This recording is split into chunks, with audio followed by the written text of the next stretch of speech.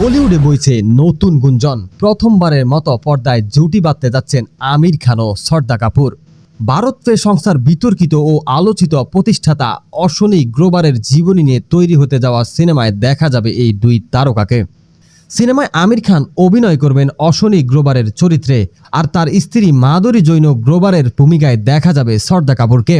শোনা যাচ্ছে সিনেমাটি পরিচালনা ও প্রযোজনা করবেন শ্রদ্ধার চর্চিত প্রেমিক রাহুল মোদি। শ্রদ্ধা নিজেই এই প্রজেক্টের চিত্রনাট্য তৈরির সময় থেকে সক্রিয়ভাবে যুক্ত ছিলেন।